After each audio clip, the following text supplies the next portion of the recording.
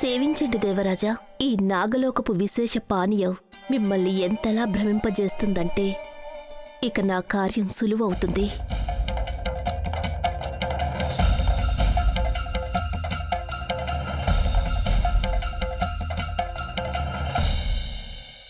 ఓర్పు వహించండి దేవరాజా, రాత్రంతా మిగిలే ఉంది.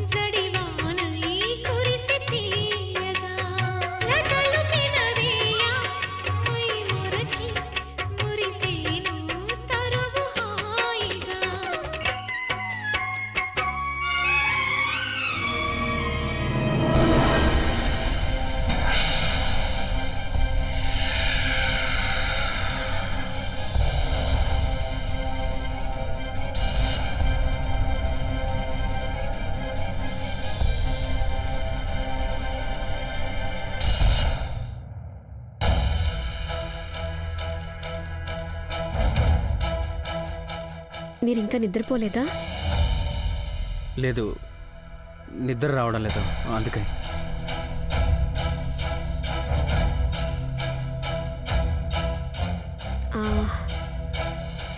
ఎందుకు? ఇంకా ఇంకా అంకుర్ గురించి ఆలోచిస్తున్నారా? అతని గురించి ఆలోచిస్తున్నాను. ఎవరతను? హఠాత్తుగా నిన్ను కలవడానికి ఎందుకు వచ్చాడు? నాకెందుకు అతని గురించి ఏమీ తెలియదు, నాకెప్పుడు ఎందుకు అతని గురించి నువ్వేమీ చెప్పలేదు?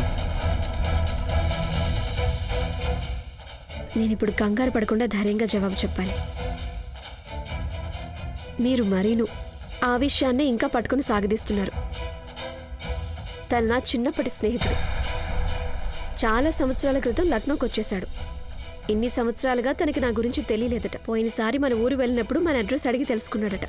అందుకే నన్ను కలవడానికి వచ్చాడంతే. అది సరే గానీ అతని గురించి నువ్వు ముందే నాకు చెప్పుండొచ్చు కదా. ఇంతకు ముందు ఎప్పుడు నాకు చెప్పలేదు అంకుర్ అనే ఫ్రెండ్ నీకు ఒకడు ఉన్నాడు అని. అందుకే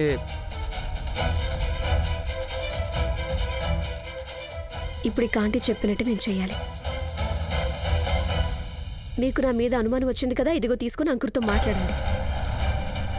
తనతో మాట్లాడితేనైనా నేను నిజం చెప్తున్నానని మీకు తెలుస్తుంది. లేదు సంతోషి, నాకు నీ మీద పూర్తిగా నమ్మకం ఉంది. లేదు, నా మాటల మీద మీకు నమ్మకం లేదు కదా. నాకు నీ మీద పూర్తిగా నమ్మకం ఉంది, నేను చెప్పేది విను. జస్ట్ కొన్ని డౌట్స్ ఉన్నాయి, అవి క్లియర్ చేసుకున్నాను, దట్స్ ఆల్.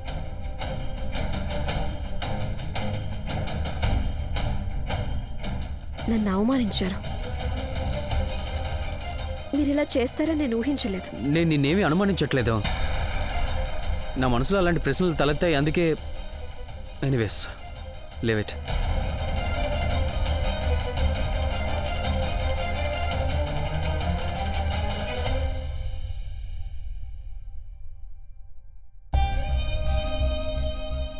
ఒక్క విషయం గుర్తుంచుకోండి, మీరే నా జీవితం సర్వస్వం. నేను మిమ్మల్ని నాకు దూరం ఎప్పటికీ చేసుకోను. నేను మీ దాన్ని, ఎప్పుడూ మీ దానిగానే ఉంటాను. నువ్వు కేవలం నా జీవితానివే కాదు, నేను జీవించడానికి కారణమే నువ్వు. అందుకే ఓ పంచేద్దాం, నువ్వు నేను ప్రశ్నించానన్న విషయాన్ని మర్చిపో, సరేనా? సరే. చాలా లేట్ అయింది, ఇక వెళ్ళి పడుకుందాం పద.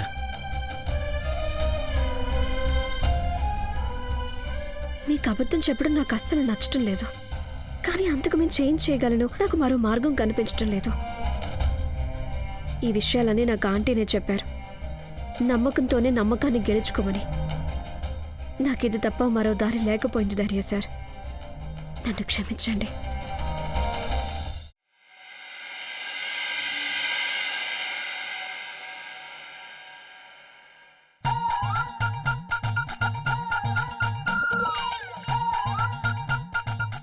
ఇంకా కొన్ని గంటలే మిగిలున్నాయి. ఆ తర్వాత నిజమేంటో అందరికీ తెలిసిపోతుంది. నిజమేంటో అందరి ముందు నేను బయట పెట్టే తీరుతాను. ఈ నాగపంచమి రహస్యం ఈరోజు నాకు తెలిసిపోతుంది. అప్పుడు నేను నిన్ను ఇంట్లోంచి మర్యాదపూర్వకంగా నువ్వు ఉండాల్సిన చోటికి పంపించేస్తాను. సింధూరి, నువ్వు డ్రైవర్ని కార్ తీయమని చెప్పావా లేదా? చెప్పాను మధు మేడం. నేను ముఖ్యమైన పని మీద బయటికెళ్తున్నాను. జాగ్రత్త. నేను నీకు చెప్పిన పదార్థాలే వండాలి. అలాగే.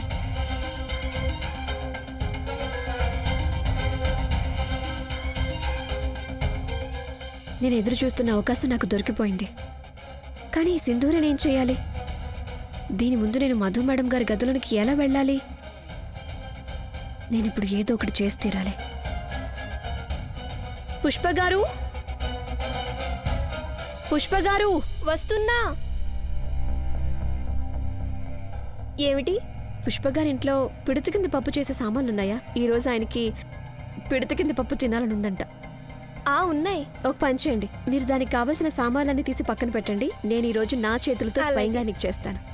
ఏయ్, నువ్వెందుకు చేయడం? అయినా ఇంట్లో వంట చేసే పని నాది. అందుకే నా హీరో కోసం ఏం కావాలన్నా నేనే చేస్తాను, నువ్వు కాదు.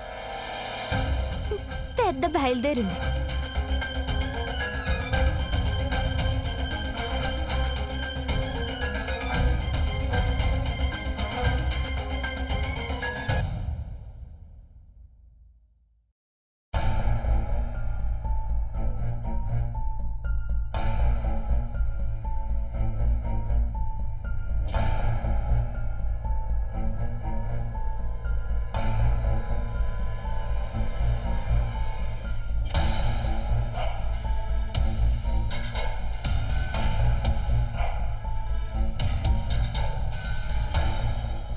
ఆంటీ చెప్పింది ముమ్మాటికి నిజం. నేను దీని దగ్గర చాలా జాగ్రత్తగా ఉండాలి.